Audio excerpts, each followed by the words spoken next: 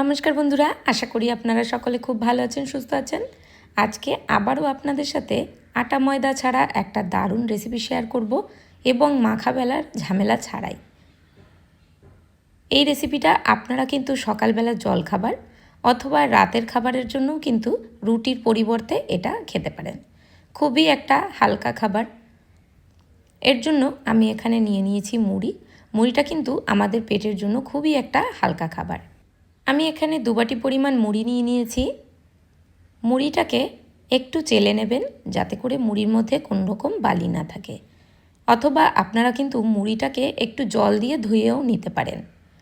এরপর আমি মুড়ির মধ্যে দিয়ে দিলাম 1 বাটির একটু কম সুজি।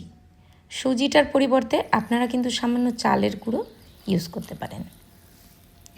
তবে চালের গুঁড়ো যদি ঘরে অ্যাভেলেবেল না থাকে অথবা চালের গুঁড়ো করার ঝামেলা মনে করেন, তাহলে আপনারা এইভাবে সুজি দিয়ে বানিয়ে নিতে পারেন। সুজি দিয়ে বানালে জিনিসটা খুবই সফট থাকে, অনেকক্ষণ পর্যন্ত কিন্তু নরম থাকবে। এটা আপনারা স্কুল টিফিন বক্সেও দিতে পারেন বাচ্চাদের জন্য। বাচ্চারা কিন্তু খুবই মজা করে খেয়ে নেবে। যে কোনো ধরনের চাটনির সাথে আপনারা এটা দিতে পারেন, অথবা কোনো তরকারির সাথেও আপনারা দিতে পারেন। তো দেখুন, এখানে এটাকে জল দিয়ে খুব ভালো করে মেখে নিয়েছি। দেখতেই পাচ্ছেন একদম নরম হয়ে গেছে আর খুব শক্ত শক্ত হয়ে গেছে, যেহেতু সুজি কিন্তু অনেকটাই জল টেনে নিয়েছে, আর মুড়িতেও। এর জন্য আমি এখানে আরও একটু পরিমাণ জল দিয়ে দেবো, কারণ এতে খুব বেশি পরিমাণ একদম জল না দিলে জিনিসটা কিন্তু তৈরি করা যাবে না। জল দিয়ে আবারও একটু মিশিয়ে নিচ্ছি, একটু মেখে নিচ্ছি যাতে করে সুজিটা একটু নরম হয়ে যায়। তো এখানে আমি আমার প্রয়োজন অনুসারে উপকরণ নিয়েছি, ইনগ্রিডিয়েন্টসের পরিমাণটা নিয়েছি। আপনারা আপনাদের ঘরের সদস্য সংখ্যা অনুসারে নেবেন। এরপর মিক্সির মধ্যে এটাকে দিয়ে খুব ভালো করে এটাকে স্মুথ একটা ফাইন ব্যাটার বানিয়ে নেব। তো দেখুন, স্মুথ করে খুব একদম মিহিন করে একটা পেস্ট করে নিয়েছি সুজি আর মুড়ির। তো দেখুন, একদম স্মুথ ফাইন একটা পেস্ট তৈরি হয়ে গেছে। এটাকে এবার একটা গামলার মধ্যে ঢেলে নিলাম।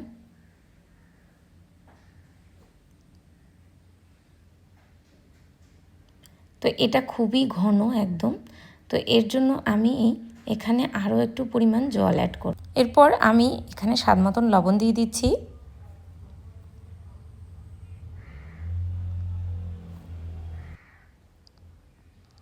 এরপর এর মধ্যে সামান্য পরিমাণ খাবার সোডা দিয়ে দেবো,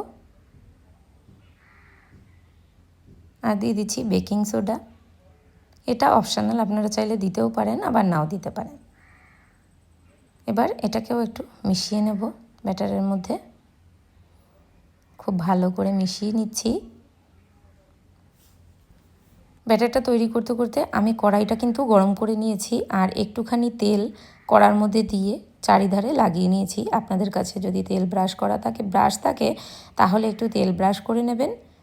এবার আমি 2 চামচ পরিমাণ ব্যাটার দিয়ে দিলাম, দিয়ে এইভাবে করে গোল গোল করে যেভাবে ধোসা তৈরি করা হয় সেইভাবেই কিন্তু সুন্দর একটা রুটির শেপ দিচ্ছি। কড়ার মধ্যে তেল একটু কম দেবেন, যত চেষ্টা করবেন যত পারবেন তেল কম দেবেন। কম তেল দিলে জিনিসটা সুন্দরভাবে তৈরি করা যাবে, না হলে কিন্তু উঠে উঠে আসবে এই হাতার সাথে।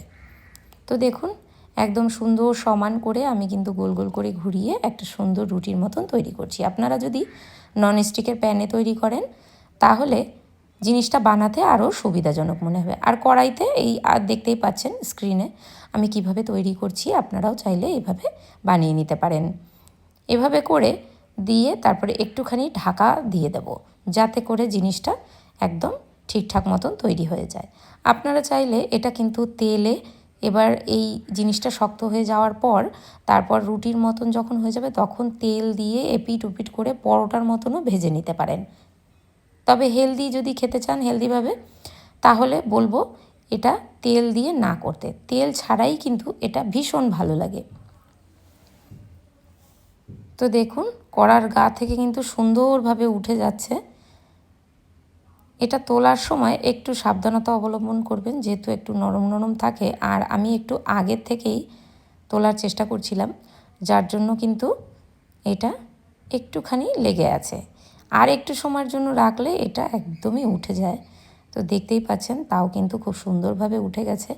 সকালবেলা আমার হাতে টাইম কম ছিল, যার জন্য আমি একটু তাড়াহুড়ো করেই জিনিসটা তৈরি করেছি। আপনারা চাইলে এপিট ওপিট করে উল্টে পাল্টে ভেজেও নিতে পারেন, আর এমনি এক সাইড ভেজে যেমন ধোসা তৈরি করা হয় সেইভাবেও করে নিতে পারেন। যদি ধোসার মতন খেতে চান তাহলে আপনারা আরেকটু পাতলা ব্যাটার তৈরি করবেন। তো দেখুন, এটা কিন্তু খুব সুন্দর মতন তৈরি হয়ে গেছে। এবার এটাকে আমি তুলে নিচ্ছি একটা প্লেটে।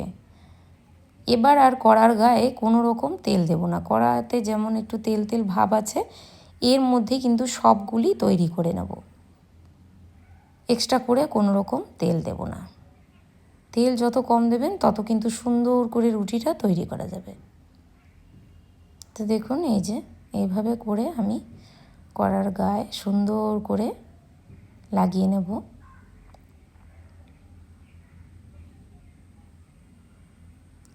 তো দেখতেই পাচ্ছেন, সবগুলি কিন্তু আমি সেমভাবেই তৈরি করে নিচ্ছি ঢাকা দিয়ে দিয়ে।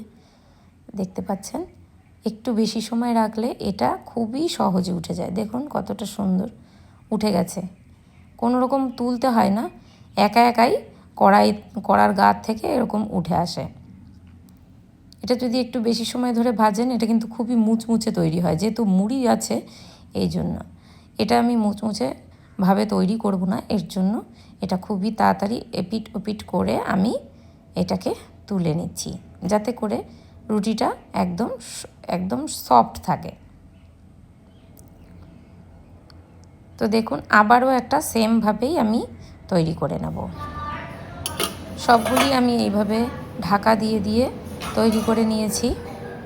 দেখুন কত সুন্দর তৈরি হয়ে যাচ্ছে, একদম চটজলদি একটা খাবার, আর খুবই একটা হালকা ফুলকা খাবার। তো এটাকে আমি আর এপিট ওপিট করে ভাজলাম না, এভাবে করেই তুলে নিলাম। এই পর্যন্ত যারা ভিডিওটি ধৈর্য ধরে দেখেছেন তাদেরকে জানাই অসংখ্য ধন্যবাদ। যারা চ্যানেলে নতুন আছেন তাদের কাছে অনুরোধ রইল আমার চ্যানেলটিকে সাবস্ক্রাইব করে আমার পাশে থাকার। যারা প্রথম থেকে পাশে আছেন তাদেরকে অসংখ্য ধন্যবাদ। আপনারা এইভাবেই পাশে থাকুন, আমিও আপনাদের পাশে আছি।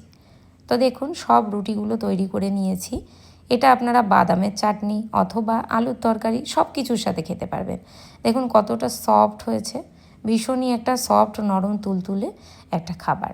আপনারা যে কোনো সস বা চাটনির সাথে বাচ্চাদের কিন্তু স্কুল টিফিনে দিয়ে দিতে পারেন, অথবা সকালবেলা জলখাবারে আপনারা এটা পুরো পরিবারের সাথে খেতে পারেন।